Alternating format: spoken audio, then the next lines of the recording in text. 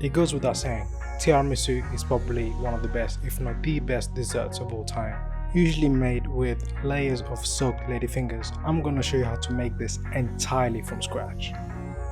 First, we're gonna make the sponge, a pan di Spagna, which is a sponge cake made of 3 ingredients only: eggs, sugar, and flour.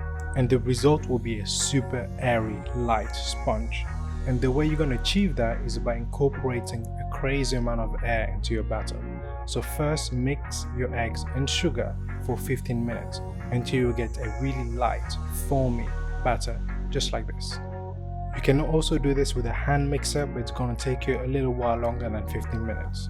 Now measure your flour, and you want to sift that into the batter and fold it. Do not whisk, you're gonna risk getting rid of all the air that you incorporated in there. So what I do is I like to double sift the flour. So first, sift my flour into a bowl, and then I sift it once again when I put it into the batter. Then carefully fold the flour into the batter. Do not worry if you see any lumps, they will dissolve as you're folding the flour. Line your baking tray with parchment paper and pour your batter. I'm gonna use a rectangular dish to make my tiramisu, so I'm using a cake tray that's of a similar shape and size. Then pour straight away into a preheated oven.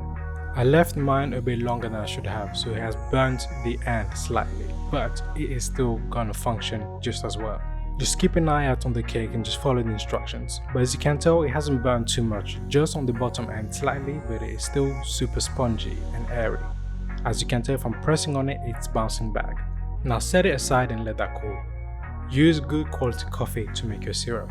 I have a friend that is paranoid about caffeine, so I'm using decaf. But use some good espresso if you have it at hand. If not, just use whatever coffee you have. Then add a certain level of rum. I'm using quite an excessive amount because I like my tiramisu quite boozy, but just follow the instructions below for some guidance.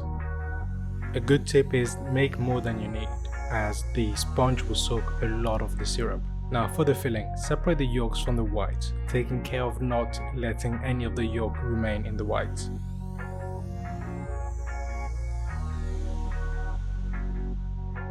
Now if you're slightly paranoid about salmonella or the fact that your eggs may not be pasteurized, just to be on the safe side, just mix your eggs and your sugar over a double boiler and make sure that your sugar has dissolved.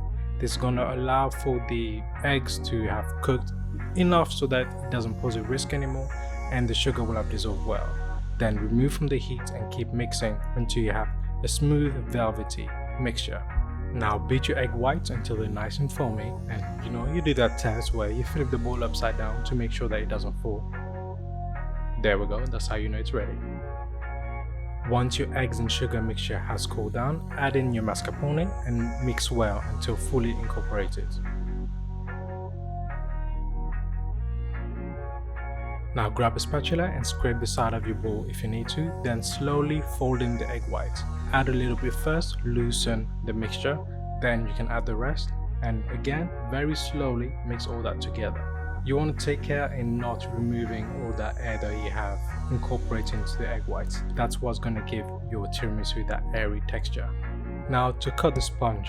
As you can tell, the bottom I've burnt a bit too much because I let it cook for too long, so again follow my instructions. Now to be honest, I made the sponge bigger than I needed it to be anyway, so I can get away from cutting away the top and the bottom and just using what's in the middle.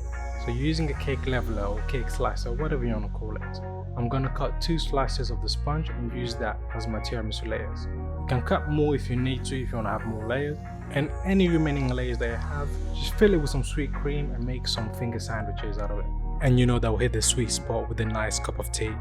Now let's assemble our tiramisu, shall we?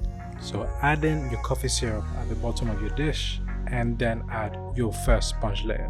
Then add more of your coffee syrup on top. You want to make sure you cover every single spot of that sponge so not to leave any dry areas.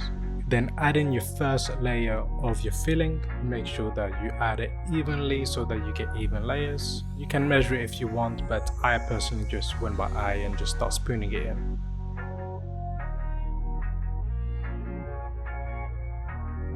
Use a spatula if you need to spread the cream evenly across your dish, and repeat all these steps exactly once again or as many times as you need, depending on how many layers you have. Just make sure to soak your sponge well with the coffee syrup and to add an even layer of cream. And there you have it, the best homemade tiramisu that you would have ever made and maybe even ever tasted. Now add a thin layer of cocoa powder to finish. Now the very important thing to do now is to let that refrigerate for at least an entire day. If you don't have that time, 6 hours at the very least, but if you can afford it, an entire day, will result in a much creamier, much better tasting tiramisu. And there you go friends, this was my recipe for my homemade tiramisu.